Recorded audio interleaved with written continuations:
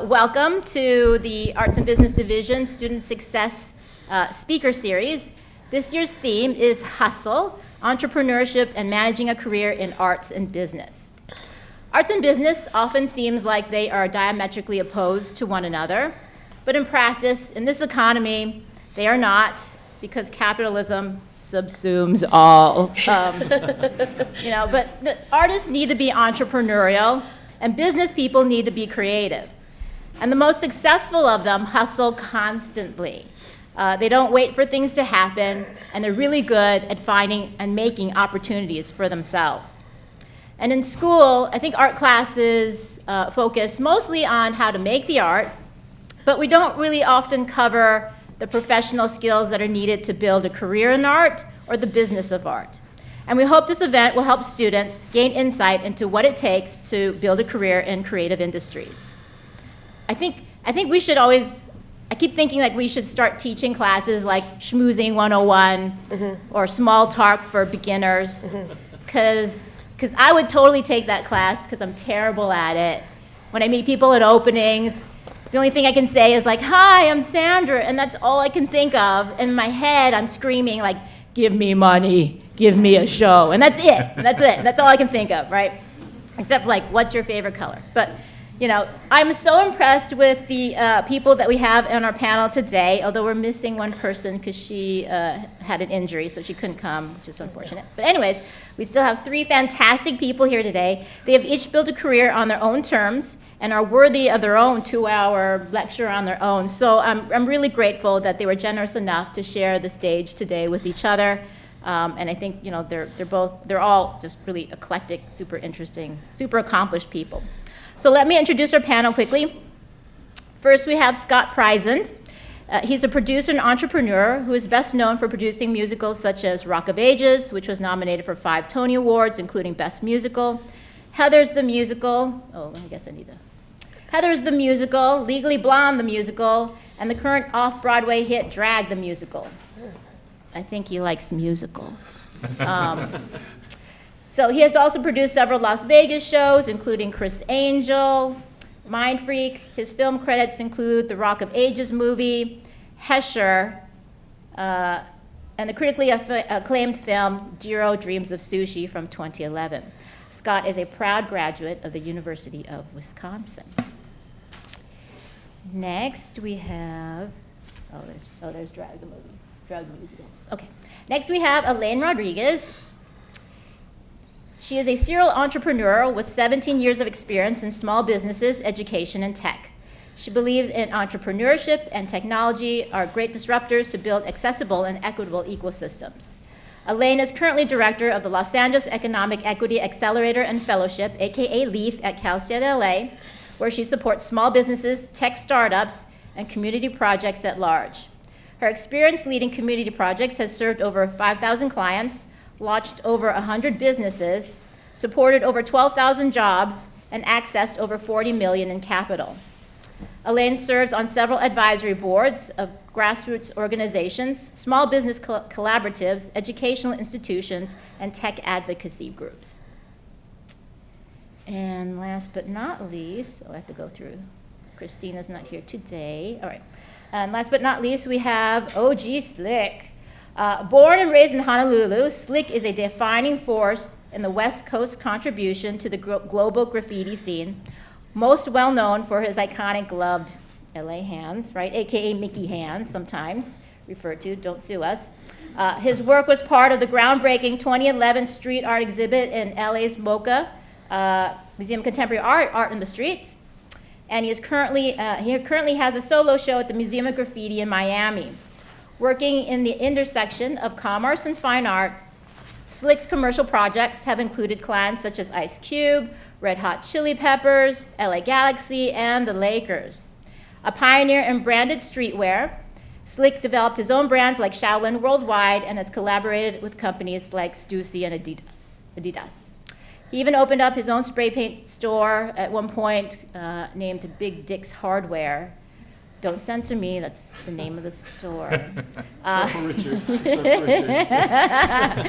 My dad's name is Richard. So these people really know how to make opportunities for themselves. So before we go launch into the questions, some ground rules. Please be aware that this event is being recorded to be made available online later on. Panelists, feel free to respond to each other and ask each other things and comment. That's perfectly fine. Audience, please hold your questions and comments until the end, please. And everyone, in the interest of time, I may cut you off if you talk on for too long or too off topic. All right. Is that clear? Okay. Let's begin. Could each of you briefly share with us how you started in your respective professions? Who'd like to start? All right, I'll start. Hi, everyone. I'm Scott. Nice to meet everyone. I shifted careers at 30, so I was a finance guy. I was a Wall Street guy, lived in New York. I was trading. 9/11 happened, lost some friends. I wasn't happy anymore, and I just with what I was doing, and I had this opportunity, and I shifted, which I can share the story. It's a crazy story, but I shifted into producing musical theater, which is insane because I knew nothing about musical theater, so I will say that. I just had a wife that loved musicals, but I considered myself, I guess, a professional schmoozer. I can talk to people, and if you can talk to people and use your connections, I had money connections because I was a Wall Street guy, and I figured out very quickly that if you could tie that world into the musical world, musicals need money, and I can tell my whole story, but that's how I got into it. So I was not originally in this world.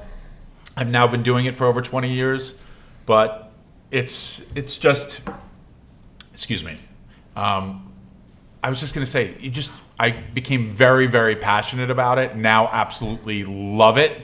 But it's all about believing in yourself and, using what you have, right? Your personality and your skills in whatever business that is. And we'll get into more of that stuff later, but for me, I never expected to get into this business. I knew nothing about it, and now I absolutely love it. So that's my story. Thank you. Elaine? That's awesome. And I think that correlates with what we hear a lot in, when you guys get older, when you're in the working field, everybody will be like, this path was not linear. And I think if anything that you can take away from how we start our journeys is to think about how paths are not linear, and whatever it is you're doing now might not be what you're doing in 20 years, and that's okay.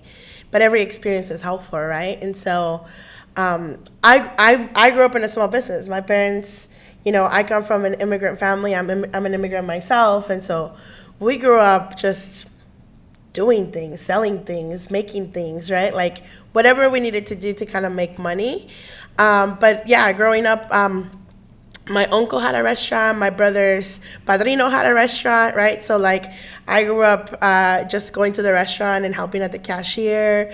Then later on we transitioned into selling at swap meets. And I just basically grew up in small business. When I turned 17, it was my first official job, right? Where I was getting a paycheck and I was working for someone else that was not family. And just kind of started in small business. I did not go to college right after high school. Working was a priority for my family, so that's where we started. I decided to go back to college and actually went to Pasadena City College because I was maybe I should learn the formal way of doing business, right? I thought to myself, I'm gonna go get a business degree. I've been doing it, and maybe now I can learn something different. In the process of going to college, I actually went into a lot of other things, and I wanted to become an archaeologist and anthropologist and all these other things, but I was I can't really figure out how that's going to help me. When I transferred to Cal State LA my last year, I needed to put something on my resume, right? Because I was studying human resources, and I was what do I do? And how do I transition from being a server, and I was working in fine dining, to working in HR. So I joined a club, right? I joined the Entrepreneurship club, and I was make me the secretary. Give me a title so that I can put it on my resume, and hopefully someone will believe in me, and then I'll get a job after college, right? That was my strategy. I ended up running the club after the president quit 2 weeks into the semester. And then the rest of it was like history, right? Like I was like, oh, now I'm running a club and I don't know what I'm doing. And we were tied to the Center for Entrepreneurship, so we were doing technology things. And I was like, I am way out of my depth. Like I did not have a computer growing up. Like I didn't get a computer until I was like late, like it was in my early 20s, right? So I was like, technology is like not my thing. But I actually ended up really like loving technology and learning to develop technology, knowing that I didn't have to code and or do any actual technical work to build technology. And that just kind of like sped up my transition into entrepreneurship. The pandemic brought me back to small business because I was running a tech incubator, and there was so many small businesses that I really resonated with, right? Because I saw my aunts and my uncles and my parents like in these businesses trying to like survive. So I went back into small business and started to develop, programs specifically tailored for small businesses. And so here I am now thinking like, man, I've been doing this for 17 years without even knowing that I was doing this for 17 years, right? So if anything, that is to say that like the path is not linear, and whatever it is you're doing now is going to help you with whatever you end up figuring out that you love at the very end. Awesome. Slick, how'd you start out? What was the question? Yeah, I'd have to agree with what she was saying about the linear path thing. Because when I started out, as early as I could remember, I was into art. I was always creative, whether it was messing my mom's like oil paintings up or, she was the creative one in the family. But she also, her day job was 9 to 5, like manager of sales. My dad had an import business, and at night he was a cop.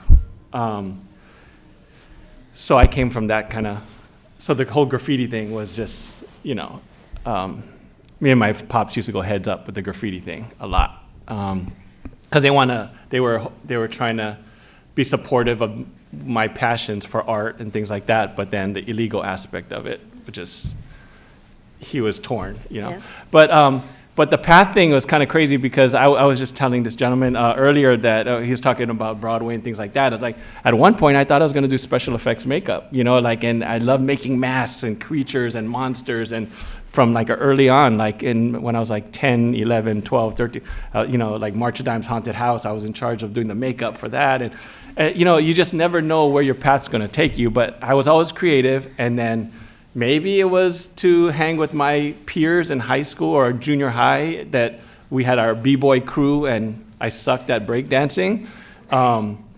Especially when all the power moves came in and everything. So I kind of more excelled at the art because I was already artistic. So I was like, well, at least I could put the crew's name up on the wall, like spray painting. So I gravitated more towards the art side of b-boy culture.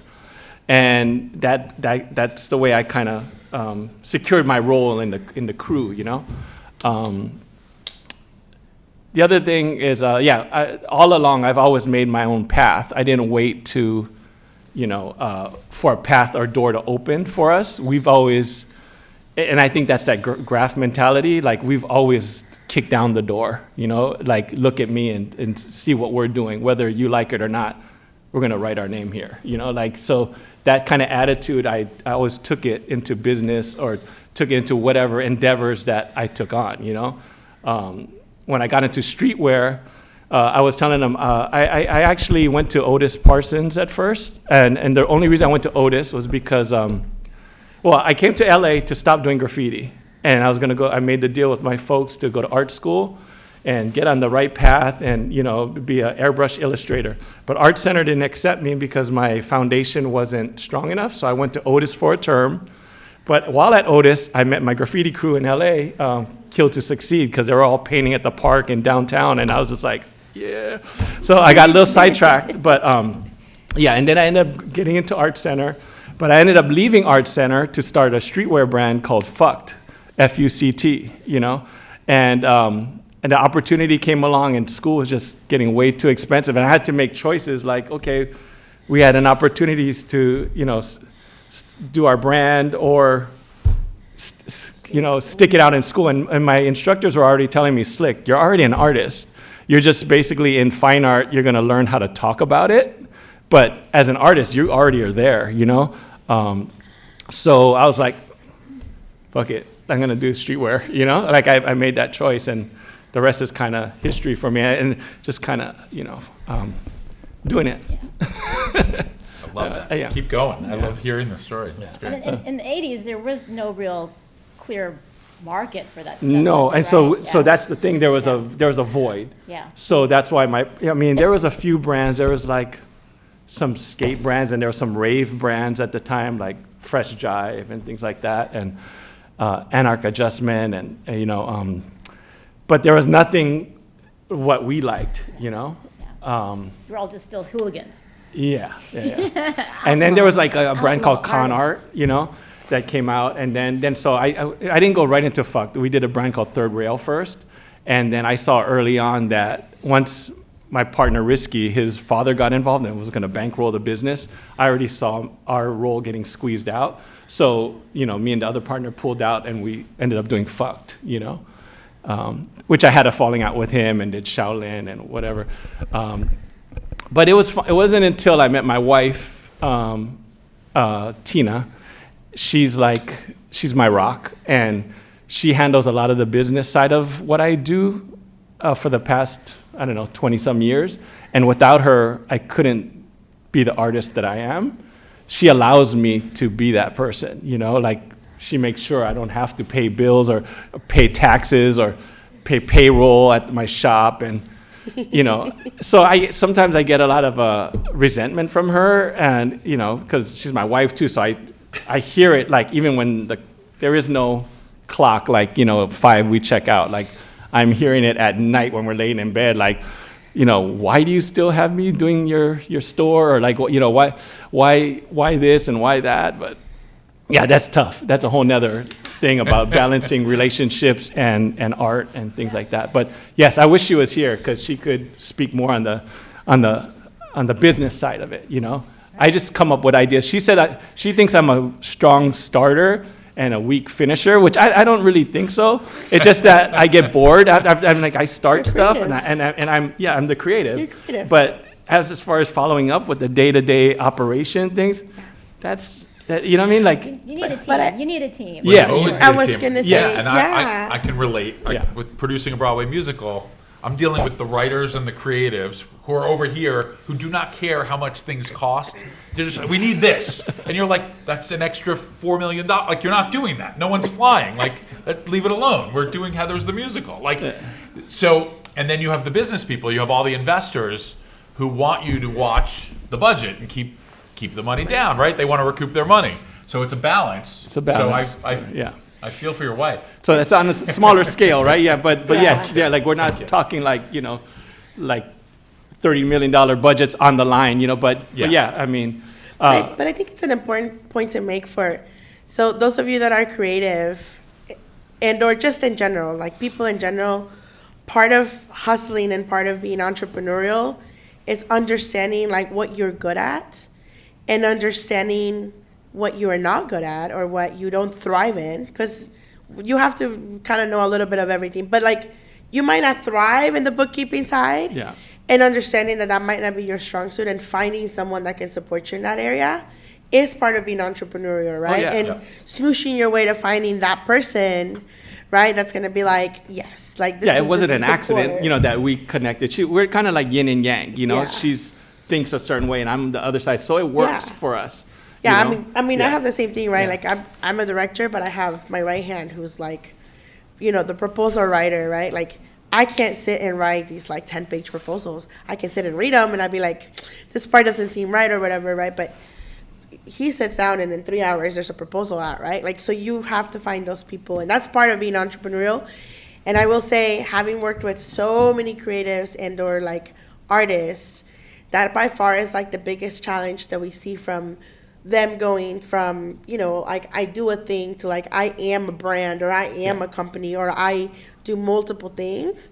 Like that step is really like finding your niche and then finding someone to help you do all the business things.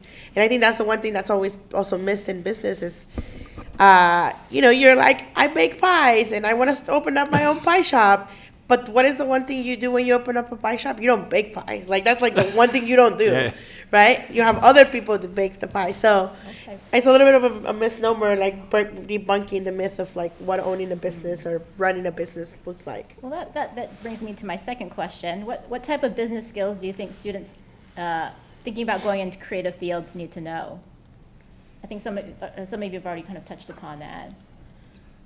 I think self-awareness. Yeah, But absolutely. yeah. I think what she said is a good point. You got to know your limitations as well, because I mean, of course, there's people that can do it all, I guess, you know, I mean, but I don't know if you can do it all well. So I know my limitation and what I can do, and I do it the best I can, but then I surround myself that people that can pick up the slack of what I lack in. You know, that's a conscious decision who I surround myself with. Specifically being my wife is my business partner with everything. I trust her with everything, and, you know. Look, you're in the arts, right? So I tell, like, you are the brand, right? So you have to believe in yourself and surround yourself with the best team, but you are the brand. So like I tell, like, my wife is an actress, so it's like if she doesn't get up and like hustle for herself and like make sure the manager's doing something or get on the agent, like no one else is doing that for you. So like you have to know like you're doing that for yourself. There's also just I always go by this now, like there's no rules.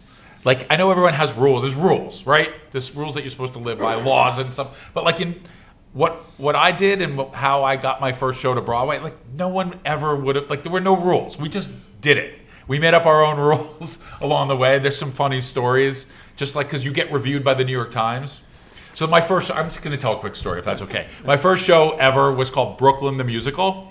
It was in 2004. I had quit my job on Wall Street. I had a baby. I had someone who believed in me who was supporting a small amount of money to get going. I ran around with a guy in a boombox. I raised $7 million. I get this guy's show open on Broadway. The review in the New York Times was, "Jump off the Brooklyn Bridge." And I'm like, is that bad? Like, wait, what the? I just quit my job. Like, this is my whole life. And I realized, okay, no one, like, we're either going to close and I just lost $7 million. I don't have a job. Or we're going to figure it out. So usually you make up a quote sheet, right? Like, these are all the great quotes from all the great reviews. There was not much for us to pull from. So we made our own quote sheet up, which, well, you know, we kind of broke the rule. And then we would hand it out. We knew if we sold 280 tickets a day at the TKTS booth, which is the half-price booth in New York City in Times Square, we could survive. And that show would work. And it would at least run and not just close in a week. And we made up a quote sheet, and I had the writer, who was this crazy guy. He would go out there. We had a guy with a camera and a big light. And I'd have an intern paper the line, and then Mark, the writer, would show up. So these people read the quote sheet, and then the writer showed up, because there was an article on the other side of the river, and he would sign that and give autographs and basically tell people, if you come see my show and you don't like it, I'll give you your money back. And we sold like 300 tickets a day, and it ran for 8 months. It was like the greatest experience of my life. So like, there's just no rules. And like, no other Broadway producer, well, I don't think other Broadway producers would do that crazy, but like I had nothing to fall back on. I needed the show to work, and it worked. Anyway, thanks for letting me share. I have no idea what the question was, but I just got passionate about my story. So thank you. Anyway. I think one of the things that you both highlighted in like your independent stories is like being resourceful and being like, I mean, not being afraid of trying things. Most of them are not going to work. I'm telling you that right now. And you just have to be okay with that. Like, you try something and you're like, well, yeah, I'm going to try to figure out what the next step is, right? And so being that person, part of being like entrepreneurial is, what's the next step, right? And just knowing that like, you might not know what the next step is, but you have to keep trying, right? I think like 90% of the work is just getting up every day and being like, all right, I'm gonna go do this, right? I can tell you that I have, I've been operational for a long time. Like I was, a coordinator, I was a manager, I was an associate director, and like, I know how to set up appointments. I know how to do all kinds of things in the computer. I have never been an executive director. Like this is my first time. And every single day I'm like, not sure if this is what I'm supposed to be doing, but it feels right.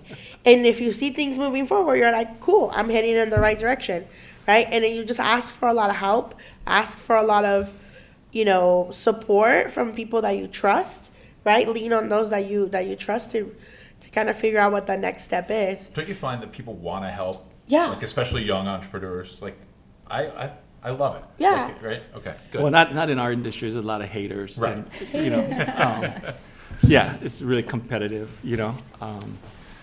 But I think you hit on the point of just like doing something sometimes, right? I think like kind of the late 90s, early 2000s, there's this whole trend with fine artists trying to kind of jump over the gatekeepers, and they would just have shows like they would rent like a U-Haul and just have a show. They would rent out like a bunch of hotel rooms and have a show. Yeah. And you just do it. And I think when you get older, you tend to realize like everybody's just kind of making it up as you Yeah. go along, and then it seems to work out sometimes. Sometimes it doesn't, but sometimes it Well, does. it's all like different games you want to jump into. Like, I mean, I'm realizing in the fine art, you got your gatekeepers and with the blue chip stuff and the high end stuff, and and before I was like really trying to get in there, like, oh, I want to be like I compared to like another friend of mine who's in fine art, and his paintings are selling, a few $100,000 a painting, whatever. But he played the game. He did it right. Went from college with his professor, recommended to this gallery, shown in this museum, and he went that route. So sometimes I don't want to say I feel a certain way. Like, I don't want to even use the word jealous, because I'm really happy for his career. But then sometimes I think if I went that route, maybe my fine art career would be a little further or whatever. But no, I didn't go that route. I chose streetwear and, the making money. I had to pay bills. I didn't come from money. So I had to figure out something, to pay the rent. So I went streetwear. So, but with the streetwear, I felt like it was always doing art. It still was creative. I still I didn't make big giant sculptures right off the bat, but I made toys, and so that was my transition into fine art, because then that started getting accepted because people started seeing people like Cause and people like that, and they're like, oh man, art, the toys is kind of art. So my sculptures are just an extension of my toys, just bigger toys, bigger pieces, bigger art, Right now, the art market is really tough. If you're not in those circles, a lot of uncertainty going on right now. But I always had streetwear to fall back on, Now I don't have a streetwear brand, but if I want to do anything like garment related or T-shirt, whatever, do a cool thing, I can run it through my shop. I have a retail store called Big Dick's Hardware. So I do have that avenue, and I still get hit up till this day, like for collaborations. Like, I don't have an agent chasing down collaborations, but I just got a call, like Lincoln Park is doing the Dodger Stadium, and they're doing their LA show, and they asked me to do the poster for the show, little things like that. So I'm still doing, like, it might not be my fine art, my paintings, whatever, but I'm still doing what I love. I still, I still finesse things. That's really, Yeah. that's not little, in my mind, right? But anyways, let's move on. How do you get people to say yes? I like this question a lot. I need to know these answers. But how do you get people to say yes? Look, it's not easy. However, you just don't stop. You're relentless. And if you believe in the product and the show, or like for me, it's all about shows. So like I can't get involved in a show unless I believe it's going to be the next big hit. Now, my track record is not unbelievable. Maybe I should change, I guess. But like Rock of Ages ran for 6 years. That like I had to get people to say yes, because we knew we had done workshops and we knew audience reactions were amazing. So it was more of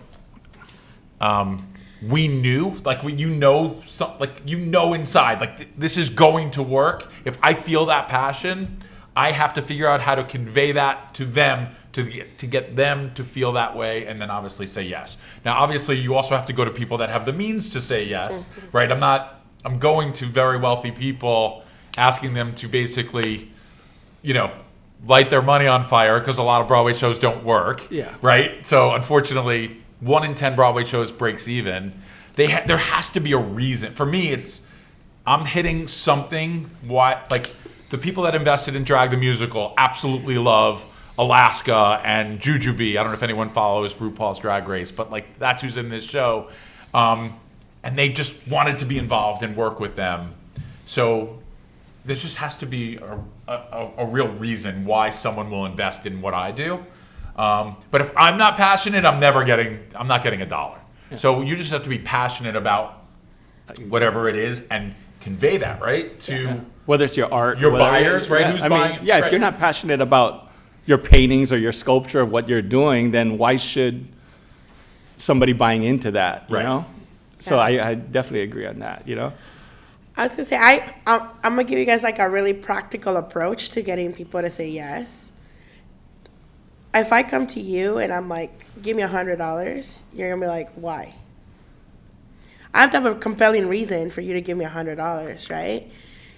The one thing that I've learned about people giving money, because I'm in the nonprofit sector and all I do is ask for money, is you have to decenter yourself, right? And if you can decenter yourself and figure out a reason why that person can align to whatever it is that is driving you, they're gonna say yes to you, right? And so think about the other person, right? So if I'm coming to you and I'm saying, can I have $100 because with those $100 I am gonna go do X, Y, Z, and this is how it's gonna make your life better, or this is why it's gonna push you forward, or this is why it's going to do this thing for you, they're gonna say yes, right?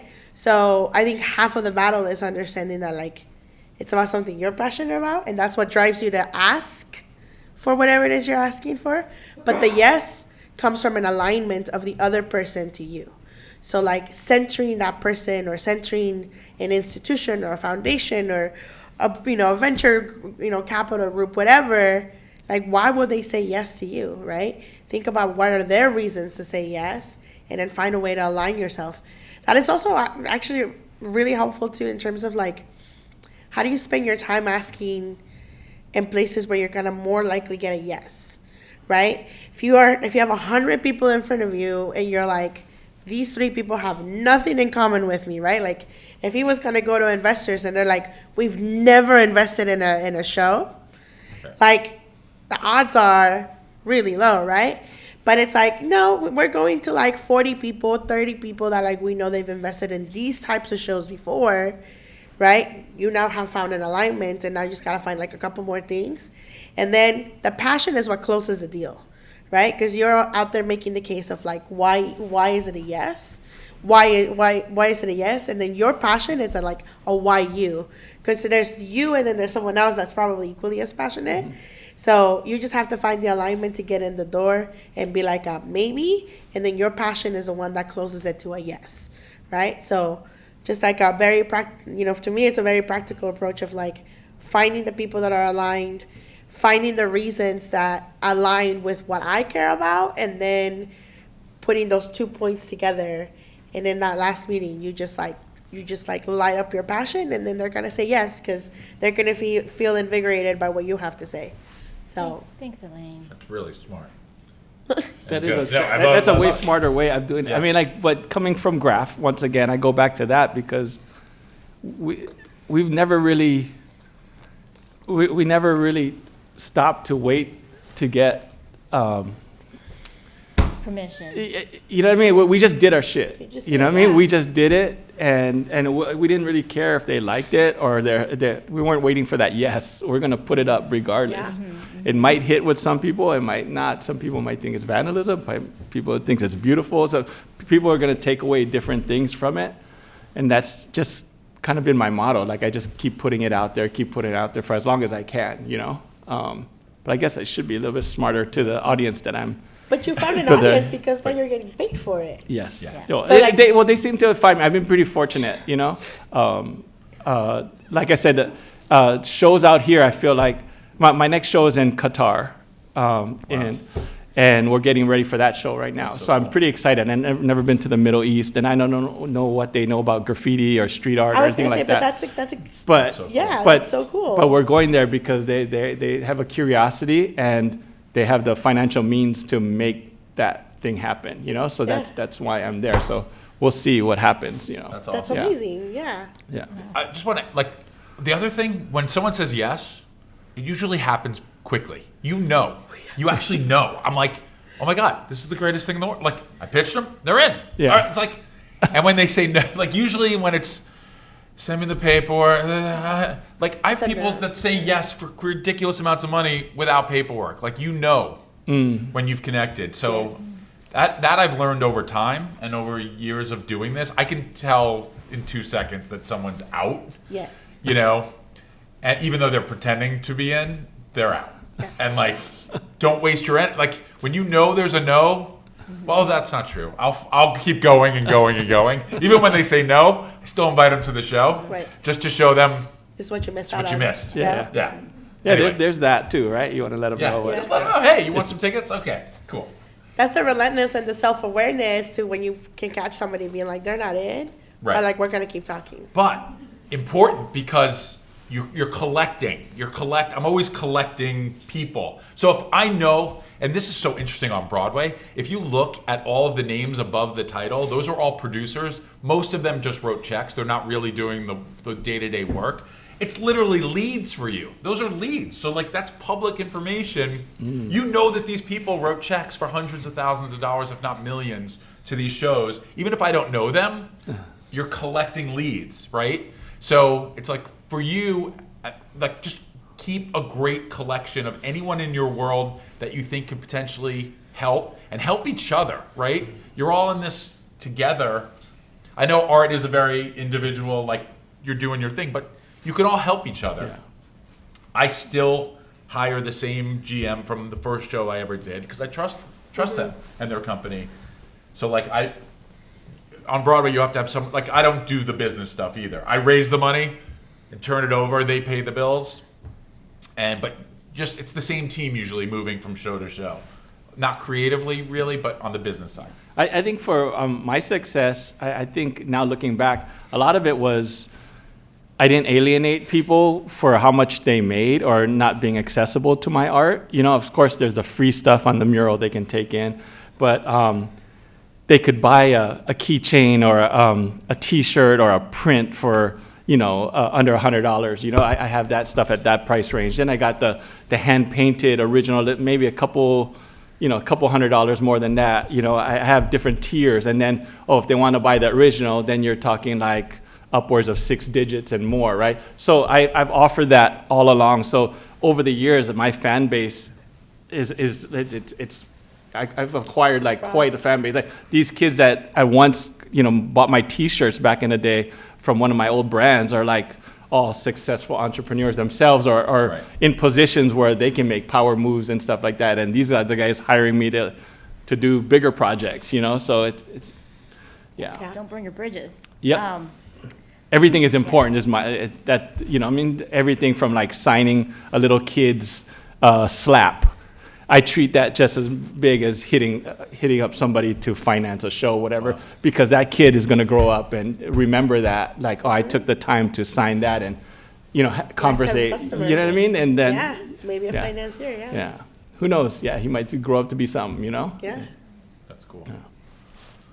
So it seems to me that everybody feels the pressure to market themselves, not just the product or what they do, but to brand themselves. Like it becomes like we are now the biggest product out there. And so social media has turned us all into the product. And what are your thoughts about self-promotion and marketing in the intersection between arts and business in terms of how trying to get seen, trying to get people to buy your work or invest in your shows? What are your thoughts on that? I would love to hear what Slick has to say about that because Well, yeah, my Instagram is my wife reminds me all the time that it is a brand. Slick, the entity, is a brand. It's not just me, because sometimes I just try and post like nonsense that I think is funny as hell. And she's like, dude, you can't do that. Like, so we have these conversations because she's like, well, look in so and so's art page. his page is all his art, but mine might be some art, maybe some funny things I saw this day or what I did the other day. Like I want everyone to know that I'm a human just like them, and so I humanize it, and so they get to know me as an artist, and then they'll figure out why I did this sculpture or why I did this painting. It just didn't come about, you know. Whereas I think just putting art that's just not my get down. But she's like, dude, so we have these, you know, conversations going back and forth. Slick, do you feel that there's a pressure to always post and always Yes. get out there? And Yes, well, I do feel the pressure to always post, or like sometimes I feel like, you know, sometimes I don't want to post, and I was like, it's not even that interesting, but then, fuck it, I posted. I was like, oh, that's kind of cool. I think that's funny. Like, you know, but yes, there is that pressure to keep posting, and then you got to come with a balance. You don't want to overpost, or you don't want to, like, let's say my loyal fans that actually go to my posts and see it even through the bad algorithm, but they'll still find my page regardless, and I don't want to post the same stuff all the time, or I don't want to oversell myself, like, okay, I'm selling this today, I'm selling this sculpture today, I'm selling this. I was like, that's kind of whack too, you know what I mean? I'm not a salesman, or I like to think I'm not. I'm an artist first. But you know who kind of reminded me that I am a salesman is there was a client that purchased a big sculpture of mine. I don't want to name his name, but he owns casinos and big client, you know. And then he wanted to commission me for some other things and asked me for some other stuff. And then when it came time to pay, you know, I forgot the exact conversation, but it was kind of came down to like, oh, I'm gonna have to put you with my wife so she can close the deal, right? And talk money. I go, I don't really handle that. I'm the artist. And he was like, oh, he said, no, but you are the salesman, you know? Like, he kind of checked me. He's like, you're selling me like I was like, oh, damn, do I really sound like a used car salesman trying to, you know, like push art on him or something? That's how he perceived me, like not Slick the artist, but Slick the salesman. And I kind of stepped back. I was like, I kind of backed away from this whole situation, because if he felt like I was trying to sell him or upsell him on some art, I was like, well, I don't need that either. So I was like, you know, needless to say, I don't hit him anymore, because I don't want him to think I'm trying to sell him art. And I feel bad because he's so wealthy, he thinks everybody's trying to get stuff from him or sell him on stuff. And at that conversation, that wasn't even the case, but people could take it like that, you know? And I was like, so you got to know when to back off too, you know? Tricky sometimes. But I think people, like, building your Instagrams, and like, I don't really use that for getting investors for what I'm doing, but for sitting on this side of the table, like when actors come in and audition, we'll look at their social media following, because for us, it's about, all right, wow, Alaska has 1.7 million followers, you know, this person has 10,000. You're going to lean towards going with Alaska because Alaska's going to sell tickets. You know what I'm saying? So it's like, so you should build that up and just as much as you possibly can, right? But yeah, I tried to do mine organically, not like with fake followers, Of fake course. like that. So that's why I don't have hundreds and hundreds of thousands of followers. I mean, I'm pretty modest, like 150,000, whatever. I have 12. Yeah. So I would love a few more if you want mine. I'm kidding. But with the algorithm, like I might get a post with only 6 likes. You know, I don't know if Right. it's just where Instagram has gone, and like where before I used to get a few hundred likes or either that, or they just don't want to see my shit and they're scrolling past it, right? Right. I don't know. I can blame the algorithm. Did you get know? hit on Instagram Too like much. from clients that potentially are going to buy from you? All the Like, time, you all the know, time. yeah. So- In the DMs, they try and hit me, but I try and answer everybody. That's another problem too. I get caught up in there because, you know, I don't delete or block people off the bat. I mean, if they don't like my stuff or whatever, I actually engage with them. Like when they call me out for the Mickey hands or whatever, and they're like, oh, you know, that's, you know, you're trying to claim Mickey hand. Dude, I get that all the time. You know what I mean? With the LA, and you don't own the LA hands, and, you know, and I catch myself going in with these and like kind of battling, you know, and then, you know, I realized like, damn, like I could be Right, who- battling some Yeah. 9-year-old Like, like you kid. have I'm no like, idea. you know, Yeah. like, yeah. That's funny. Yeah. Did you? I'm sorry. I'm sorry. I love asking slick questions. I apologize. We kind of started a little bit late. okay, We're kind sorry. of pressed for Sorry. time. So I wanted to save some time for questions and answers from the audience. Does anybody have a question for any of our panelists?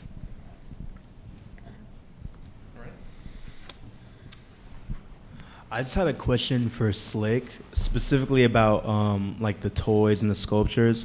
Where do you get your materials, or like how do you come up of turning a design into something that's like actually like 3D and real and like in real life?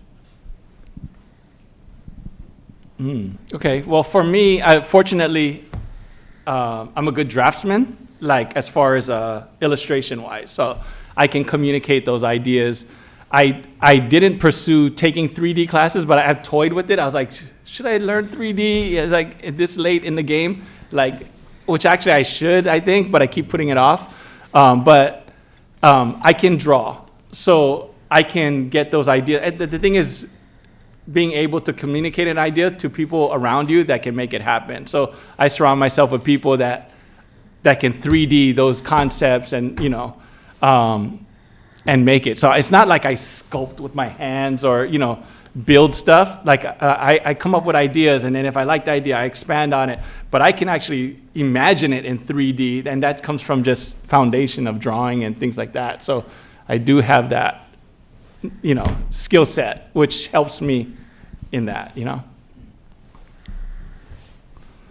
Hi, this one's for Scott and Elaine. Okay, so you guys were talking about, you were saying align yourself and your event, like you had investors. So I was like wondering, like, where should I put myself so like I could actually be able to surround myself to people that are interested and like interested in my like clothing brand, investing, or finding people that can help me get like we could just help each other. Like you said, we have to help each other, and it has to be about them, what I could do for them, and then just come together. Like, where should I put myself?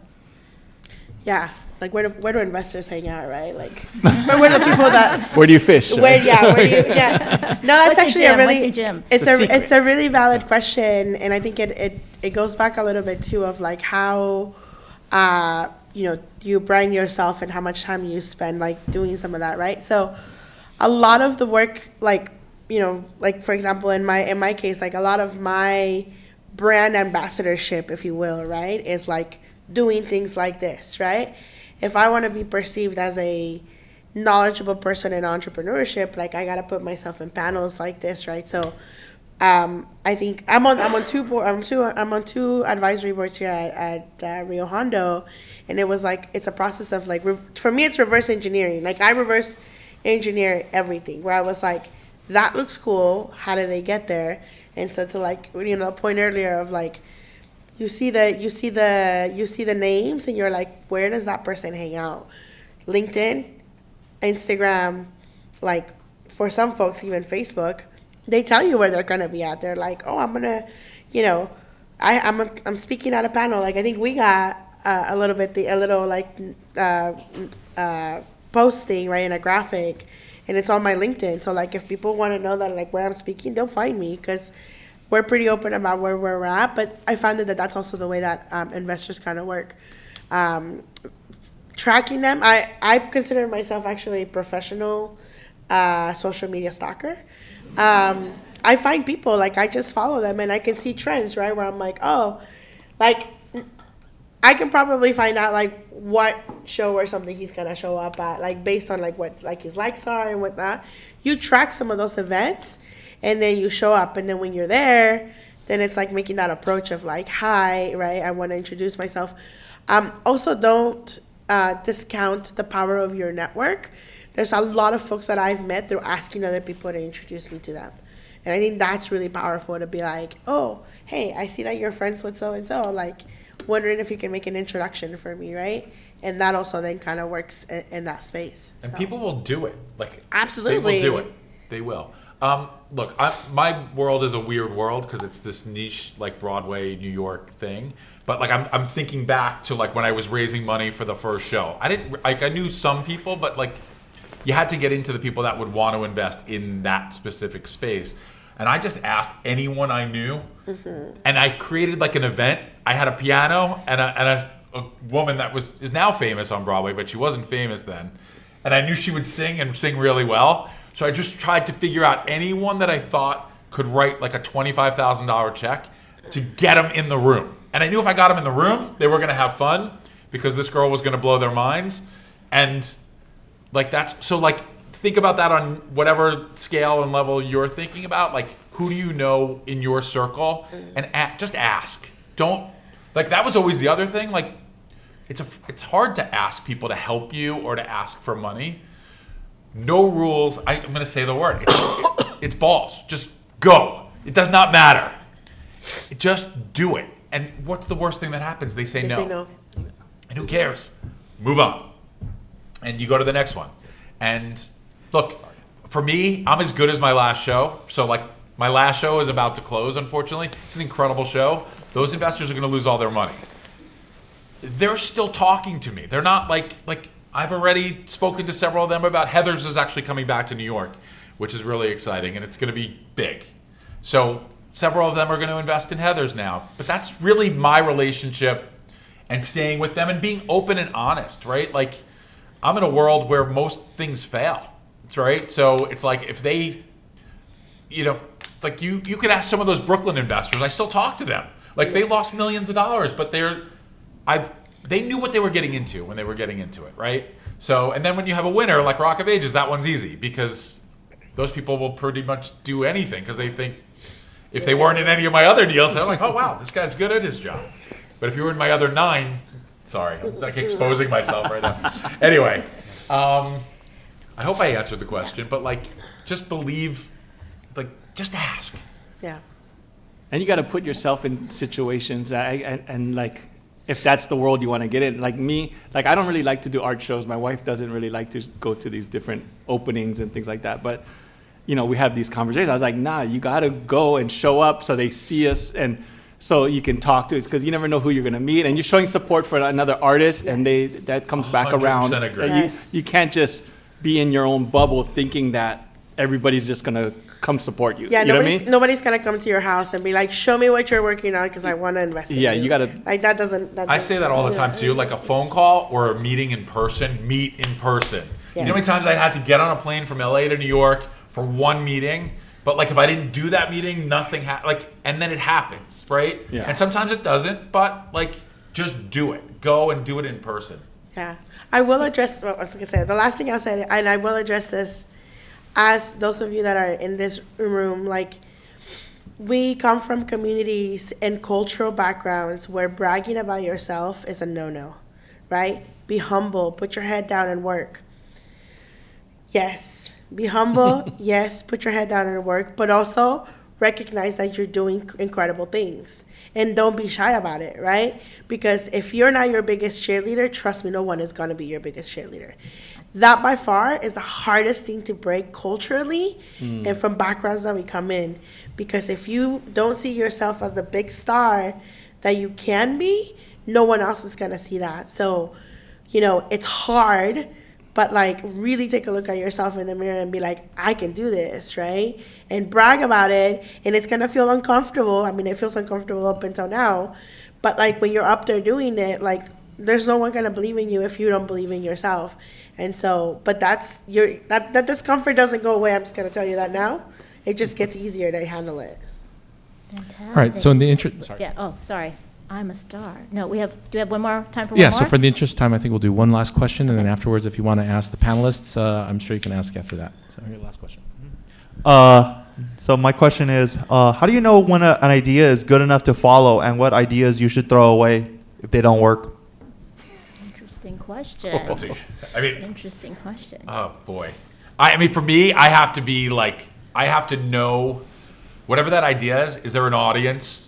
Right? Like, will people actually care? I compare everything to my biggest hit, which was Rock of Ages, and like, will the world care about this? Right? So like, why did I do Drag the Musical? Because Drag the Musical to me was Rock of Ages in drag. And if you ever see it, you're gonna go, oh my God, it's a rock and roll show, but the stars are in drag. Anyway, most ideas like that are pitched to me, I don't jump at. I'm being just brutally honest, right? So like, again, for me, it's just, where's the audience? Why? There has to be something special about it. You just, I mean, I have these conversations with my wife every so often, actually a lot, because I come up with all kind of ideas. Like, and some of them are shit, some of them are great, but you just don't know what's gonna hit or what, right? But she needs to know, because her mind needs to know, okay, which way we're gonna go, where are we putting our money, because it's not like we have unlimited deep funded Resources, pockets, yeah. right? So she needs to know I'm gonna plan for a budget for this, like, you know, I've gone and, like, I made these primate toys, example, like, I thought, you know, because Bored Ape was hitting with the NFTs, and so we invested in a Bored Ape, and I was like, well, I want to make toys out of it. And I was like, okay, you know, everything else of all my figures, they sell, like they sell, right? So I'm like, oh, I don't want people to know me just as the hands, right? Because they know me the LA hands, the love gloves, all the, I was like, you know what? I'm going to make my own figure, like a little ape toy, which I thought he was cute as hell with the big ears. Like, he's a primate, 5506, he's a number, he's in the system. But he was far enough from Bored Ape that I thought, like, I got my own thing.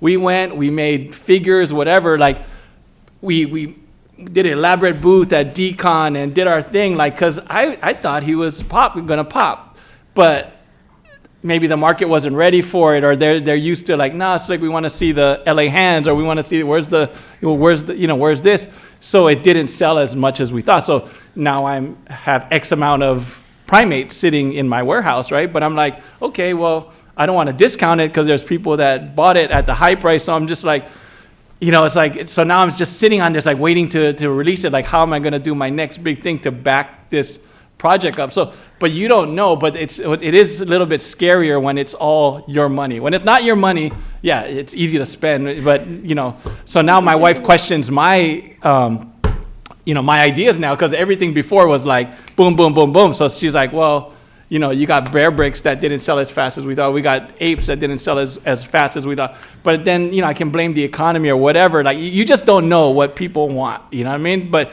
you just got to be ready when it does happen. I think to be successful is to capitalize on When it comes. when it does hit, you know? But Yeah. I think having a North Star is really helpful. Like, for me, knowing that I want to help entrepreneurs has been the focus. The vehicle can change, right? I've done it working for other people. I've done it running my own organization. But I think, like, the most important thing that I think about, like, how do you know whether it's a good idea or a bad? I think ideas are ideas, and they're really, like, ideas live and die in execution. Ideas live and die in execution, meaning, you know, you can sit on it and be like, cool, I'm gonna, you know, do this. But if you don't actually execute on them, they're ideas, and they eventually will become bad ideas because they're just, like, taking up space or time or whatever, right? But when I identify opportunities, is really more about, is this something that I am going to stick to, whether it hits or whether it doesn't, right? Can Right. you get up every single day knowing that you're going to make no money, or knowing that you're going to make a lot of money, or knowing that it's going to be really hard, or knowing that it's going to be really easy? Like, all of the ups and downs, if you can get up every day and do it, and if you can convince, like, I am going to do this idea because that's how much I believe in it, then, like, that's the idea that you should pursue. That's great advice. If it doesn't wake you up every morning, and it doesn't get you out of bed, and it doesn't get you in, like, your most presentable self, that you're going to go out and sell the whatever it is you're going to do, then don't do it. It's not worth it. Just don't do it. Don't waste your time. That's a great way to end. Great. Thank you so much, Elaine, everybody else, Scott and Slick. Let's give a hand to our wonderful panelists. Thank you so much for your generosity with your time. And I'd like to also acknowledge the Student Success Team, Dean Wheeler, Jen Shetland, Wendy Carrera, and the AV team for helping us record this event, our panelists, and all of you who took the time to actually come and ask awesome questions. So thank you very much.